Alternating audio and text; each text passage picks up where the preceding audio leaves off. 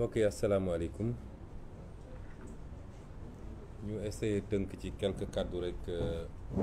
li ñu war a wax ci situation bi ñuy dund di doore sama kàddu ci jaajëfal askanu Sénégal delluwaat jaajëfal askanu Sénégal ndax ñun waa Yewwi Askan Wi mënuñoo sant ak gërëm lu doy askanu Sénégal ndax dañoo jóge ci campagne électorale muy ñaareelu campagne électorale bu Yewwi Askan Wi ci lu toftalu ci lu diggante juróom-benni weer li mu gën a gudd defe naa juróom-benni weer la ñu dem ci anam yoo xam ne ñoo ngi doon jàmmaarloog ñoo xam ne ay milliards ci xaalisu réew mi dugal nañ ko ci campagne bi ñu dem ci daanaka loxoy neen defe naa seeni mbokk seeni naataango journalistes yi àndoon ak ñun gis nañu jafe-jafe yu ñu doon dund ak ñun waaye ànd ak loolu yëpp fépp fu ñu jaar askan wi réserver ñu ab perte boo xam ne kawe na woon suñu njort lool te yéen ñëpp Sénégal yëpp ak àdduna yëpp gis ko nit ñi doon génn doon ay junni nit di ñu xaar ci naaj bi di ñu xaar ci taw bi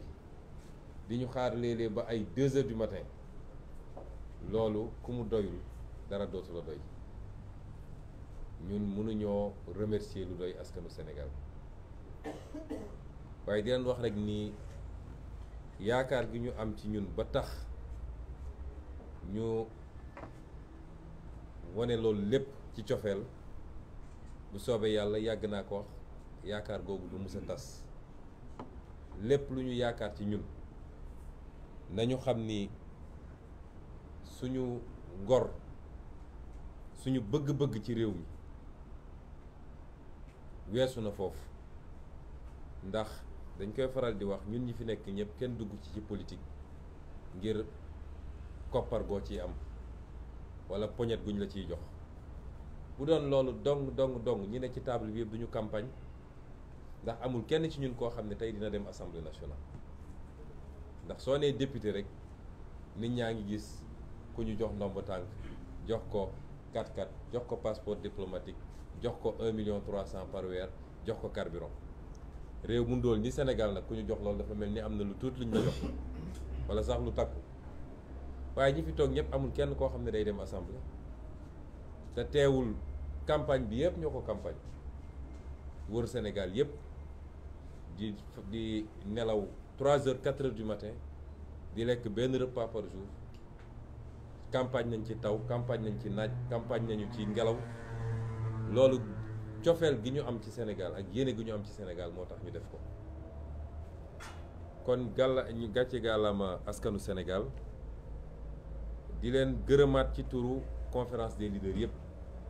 waaye ci turu Yewwi Askan Wi yëpp militante dinaa jagleel nag ngërëm gu spécial jeunesse su Sénégal bi parce que ñun bi ñuy commencé politique dafa am lu ñu bëggoon mooy fexe ba jeunesse su Sénégal intéressé waat ci politique ndax fexewoon nañ ba gëmloo jeune kuy jeune rek ni yow politique dafa salte mbirum mag ñi la bu mu la intéressé te loolu musiba la ci réew moo xam ne 65% ay ndaw lañu ñun suñu premier objectif mooy fexewoon ba jeunesse bu nekk di intéressé wu jeune bu nekk di intéressé wu ci politique ndax politique mooy ni ko tubaab bi waxee rek mooy li xew ci sa jamono ak sa société nga fexe ba sa loxo nekk ci lépp lu koy defar nga fekkee ko c'est l'art de gérer la société loolu mooy politique liñ leen mësa woon yëpp du politique ndax nit ñi sàcc alal réew mi jënd ay militants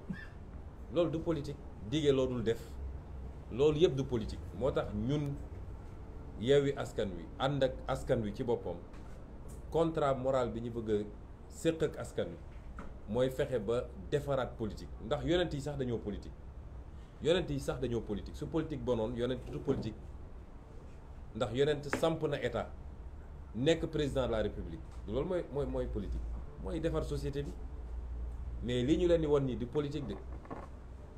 balaa may dee ñu naan diw c'est un génie politique parce que mën naa wax lu dul dëgg mën naa naxaate mën naa sàcc alal réew mi mën naa sàcc ay élection ñu ne ah waa ji de c'est un génie politique ay nit di ko bind sax naan génie politique déedéet génie politique mooy fexe ba buñ la wóoloo ba dénk la nga liggéey ba askan wi gis boppam ci liggéey bi nit ñi am liggéey nit ñi faju nit ñi di lekk correctement ak yeneen loolu mooy génie politique. boo gisee américains yi jël seeni présidents yu mag yi ay Lincoln ay truc di leen teg fu sori parce que ñooñu dañoo def loo xam ne ba léegi ñoom ñi gis jeexital bi ci liggéey bi waaye njuuj njaaj rek ñu naan waa ji moo ay ci politique waa ji politicien la ñun de suñuy doom ak suñuy sët dañoo bëgg ñu am beneen image ci politicien mooy kuy defar ku bëgg réewam gëm réewam jiital intérêt réewam ci lépp loolu mooy politique. kon contrat moral boobu ñu séq ak askan wi moo andi lii ñu am ci élection bi ndax élection bi gagné nañ ko loolu du lu ñuy laam-laame c'est-à-dire même configuration actuelle bi ñu nekk nii rek wala ni élection bi gagné nañ ko ñii ñu jàmmar lool 2017 127 députés la ñu amoon ci 165 yi 127 députés su ma koy xayma ci wolof mooy téeméer ak ñaar fukk ak juróom ñaar ci téeméer ci soo dajalee député yëpp téeméer ak juróom-benn fukk ak juróom ñoom loolu la ñu amoon ñenn ñi nga xam ne duggoon nañu assemblée ci beneen anam ne ay indépendant lañu di rocceeku benn di dem di leen fekki ba daanaka bi mandat bi di jeex nii gëm naa ni waroon nañu mat ñoom 140 députés soo seetee non inscrits yi demoon fekki leen kenn xam mu toll. donc ku yoroon lu toll noonu ci assemblée bi ñu génn tey ngay xeex naan am naa 82 wala aw ma ko ndax pour am majorité 83 nga war a am kon élection bi ñàkk nañ ko ba noppi ak lu munti am kon ñun ñi ngi sant yàlla gërëm askanu Sénégal ndax bi ñuy sumb élection bi kenn jàppaloon ni dina demee noonu d'autant que nag li gën a yéeme ci mbir mi mooy équipe B moo leen duma remplaçant moo leen duma ndax ba tey ji Sénégalais yu bëri soo leen ne kan tête de liste bi officielle bi ñu bëri xamuñu ko équipe B moo leen duma kon équipe A bu compétiroon fu ñu jëm loolu moo doy waar ci mbir mi mën ñu ngi dellu sant yàlla bu baax di wax nag ni défaite bi mënoon na gën a garaaw ci ñoom bu dul woon yenn yi nga xam ne am na bokk na ci intercoalition Yewwi Wallu dox na bu baax nag waaye desoon na tuuti ñenn ñu ko comprendre ndax soo jëlee fu mel ni Louga ñi sànnil carte Wallu bu ñu juumuloon ba sànnil ko Yewwi ñun ñoo gagné Louga avec plus de 2000 voix d'écart noonu la amee ci Mbour noonu la amee ci Bounkiling nga xam ne ñoom waa Yewwi suñu juumul woon dem votel Wallu ni ñu ko waroon defee ñoom ñi ngi am écartu 700 voix te ñi voteel Yewwi foofu te waroon voteel Wallu 900 lañu kon bu amuloon incompréhension yooyu ci ñenn ñi tey fii ñu toog di wax sax naan est-ce que majorité am na wala déet kenn du ko wax kon ñoom daanuwuñu dañu xalangu bay mbërëngu loolu moo am kon lan moo tax sénégalais yi voteel Yewwi ak Wallu ak lan moo tax ñu sanctionné leen loolu dafa baax ñu rappeler ko parce que vote bu nekk dafa war a am explication de vote dañu war a xam li tax lii am néew ma damaa nekk ci boppu sénégalais bu nekk waaye ñun pendant 14 jours wër nañu Sénégal dafa am discours bu ñu tenir Sénégal discours boobu dafa am première partie déconstruire et deuxième partie proposer lan la ñu déconstruire mooy fàttali nañu sénégalais yi Macky Sall depuis fukki at ak benn mi ngi ci bopp Sénégal lan mooy bilan Macky Sall bu ñu mën a teg mooy dóore tëje complot pour liquider des gens joxe ay instructions ñu rey ay nit ci ay manifestations lan mooy bilan Macky Sall mooy yàq justice bi yaxeet ba tey amul benn sénégalais bu naw justice su Sénégal. lan mooy bilan Macky Sall mooy dund gi cher na ba sénégalais yi fi mu ne nii sonn nañu sonn goo xam ne kenn mënu koo wax du doon jar fukk tey mu ngay jar ñaar fukk wala ñaar fukk ak juróom. lan mooy bilan sénégalais Macky Sall du moins mooy faju jafe na ci réew mi faju jafe na ci réew mi non seulement cher na mais jafe na ci réew mi. lan mooy bilan sénégalais Macky Sall du moins mooy njàng mi sooxe na ci anam goo xam ne maar d'Italie. lan mooy bilan Macky Sall mooy liggéey amul ci réew mi rawatina ndaw ñi chômage endémique ñiy génn chaque année ci marché du travail moins d'1/10 ñoom ñoo mën a am insertion pour am liggéey ñi ci des ñëpp suñu dawalul Jakarta ña nga toog ci grand place yi. lan mooy bilan Macky Sall mooy li ñu yàlla wërsëgale ci ay ressources ay richesse nga xam ne moom la ñu waroon nag jàpp ndax yàlla bu la tàccoo comme ni ñu koy waxee nga sàggan ba keneen ñëw fecc ko yàlla jox ñu pétrole jox ñu gaz jox ñu zircon jox ñu phosphate jox ñu géej goo xam ne lu tey nga gis Macky Sall jël yépp jaay ko tubaab yi ba tey jii ay 10% la ñu am en terme de part ba pare ci répartition production yi lañ cey am lu néew la. mënoon naa ko ne di lim waaye lii lenn rek la waaye li ci gën a garaaw mooy lan mooy bilan Macky Sall mooy li la première richesse du Sénégal parce que première richesse du Sénégal du or du zircon du pétrole du gaz ay réew am nañ ko avant ñu fii biir Afrique te tey Sénégal leen gën a avancé. lan mooy différence bi mooy jàmm ji ñu am paix sociale ak cohésion sociale kenn musu fee waxu xeet kenn musu fee waxu diine kenn musu fee féewale ay région ñetti président jaar nañ fi balaa Macky Sall kenn musul dégg débat yooyu léegi la ñuy doog a dégg débat yooyu kon loolu mooy bilan Macky Sall te noonu lañ ko présenté Sénégalais yi loolu lañ ne il faut mu dañ fi lan la ñu teg à la place et ñu ne leen woon nag loolu mën nañ ko dooree assemblée nationale du moom mooy gouverner waaye cër bu am solo bi mu am mooy voter loi ndax loi te loi nag mooy société ku fi nekk ci presse loi moo ne lii mooy code bi nii la ñuy amee licence nii nga war a defee lii mooy cahier de charge bi loi mooy wax naka la ñuy dawalee oto ci tali bi loi mooy wax ni sàcc baaxul ku ko def ñu teg la lii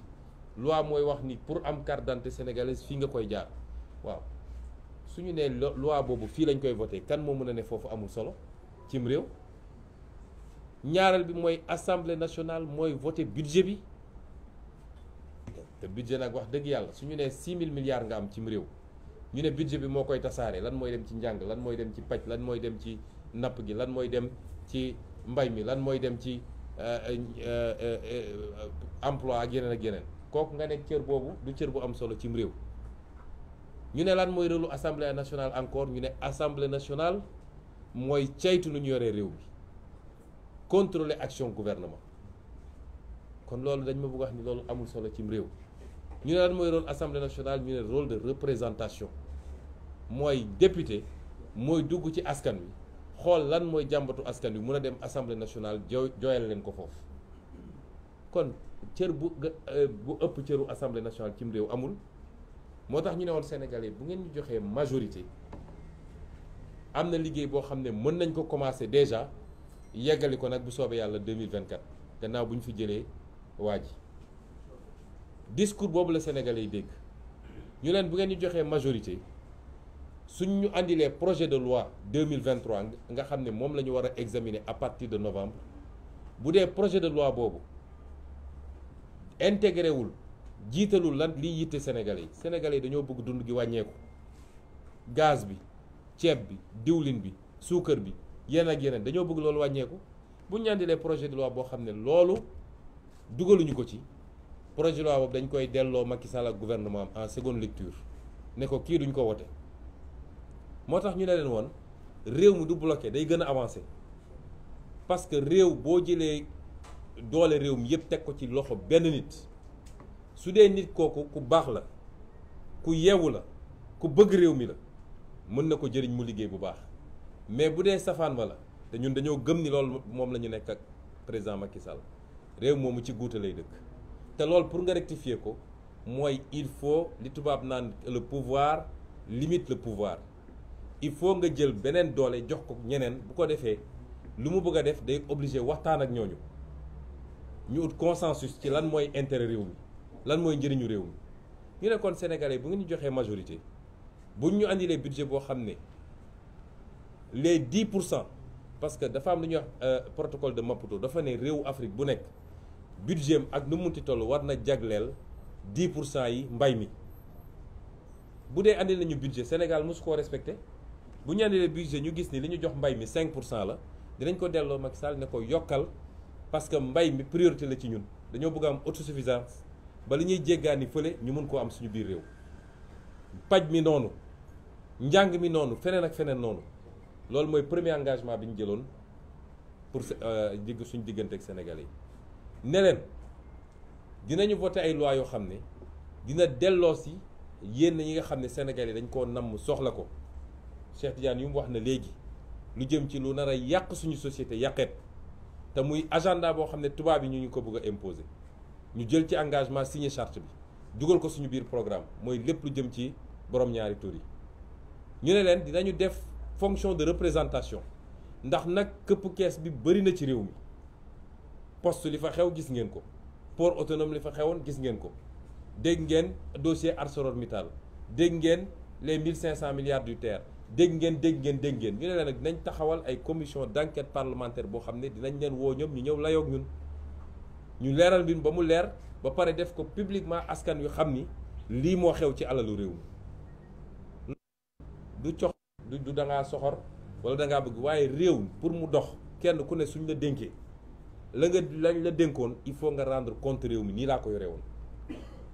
loolu dafa am solo ci démocratie pour mu dox. ñu jël engagement yëpp ak yeneen yu ñu jël suñu digganteeg réew lii lépp su ma ko fàttalee ndax dañ ko wax ko ci campagne bi dama bëgg ñu fàttaliku lan moo tax sénégalais yi voté contre Macky Sall ak lan moo tax sénégalais yi voté pour ñun intercoalition Yewwi Wallu. vote boobu nag mbokk yi moom la Macky Sall ak ñi mu àndal bëgg a jalgati. yéene gi ngeen amoon pour lii ñu waxanteeg yéen yi ñu diglanteeg yéen te wallaahi wax naa ko dañ koy def niñ ko waxee lañ koy defee parce que dafa jot nag dafa jot ñu jubóole sénégalais yi ak politique dafa jot ñu fexe ba sénégalais gëm ni politicien war na mun a nekk nitu kaddu war na mun a nekk nit kuy def li mu wax war na mën a nekk nit koo xam ne réew mi rek moo ko ñor waaye duggul ngir alal. li sénégalais yi sanctionné mooy benn type politicien ku ñëw ne opposant la ñu votel la jox la mandat maire nga wëlbatiku dem ne jaay naa ko Macky Sall ñu ko defoon ñëpp perte nañu bureau bu ñu voté sax dañ koo perte sénégalais yi dañoo am seen fulla kenn gënu leen yeewu loolu nag dafa jot ñu woon sénégalais yi ni loolu jeex na ci réew mi loolu la Macky Sall bëgg a confisquer moo tax duñ ko nangu te bugguñu xalaatuñuy sénégalais dinañ ko nangu fi mu ko bëgg a jaare Déthié Fall leeral na ko mooy li muy def fële ci Fuuta ñeenti département Podor Kanel Matam ak Ranérou foofu la ko bëgg a def ndax ma bëgg a leeral benn mbir nag mbir mi du affaire nett ku bandum nañu bàyyi wax yooyu waa Fuuta bu leen neexoo ñu voté 100% Macky Sall am nañu sañ-sañ bi ñun du gagné nañu Casamance gagné nañu Ndakaaru gagné nañu feneen ak feneen kenn ku ne am nga sañ-sañu voté neex homme politique day am base Sine mu ngay voté Macky Sall boobu ba léegi Saloum mu ngay voté Macky Sall boobu ba léegi Casamance mu ngay voté Yewwi Bawol ma ngay voté Wallu ak Yewwi problème kon buñ fi wax ay waxu nett ku bandum wala yu demee noonu ku ko wax tooñ nga nit ñi mais la yéeme ci mbir mi mooy waa Fuuta voté lu ñu Macky Sall léegi fépp foo xam ne vote bi jaar na yoon mooy administration signé na ñun suñuy représentant signé ñoom seen représentant signé am na ci bureau de vote yoo xam ne ñun ñoo ko gagné am yoo xam ne ñoom suñ ko gañee écart yu ndaw la ay 20 voix 25 voix kon le Fouta a tourné le dos à Macky Sall li xew c'est une entreprise de fraude massive boo xam ne ay hommes politiques ñoo ko organisé ça n'a rien à voir avec le Fouta corruption ci achat de vote fépp la am ci Sénégal fépp la am amul benn fenn fu mu des fépp la am kon nañu bàyyi yenn wax yi surtout ci réseaux sociaux yi naan waa Foutanke yi la nangam déedéet wax naa ko keroog bu ñuy tëj suñu meeting bi ñoo na nee naa man ñi may gën a gërëm mooy waa Fouta ndax léeg-léeg def fa opposition moo gën a jafe fépp ci Sénégal dinañ la menacer dinañ la persécuter dinañ la ak yeneen kon yooyu dañu ne c'est des hommes politiques ñoo organisé avec certainement la complicité de l'administration un système de fraude mais ça n'a rien à voir avec le Fouta loolu la ñu bëgg a wax ma ne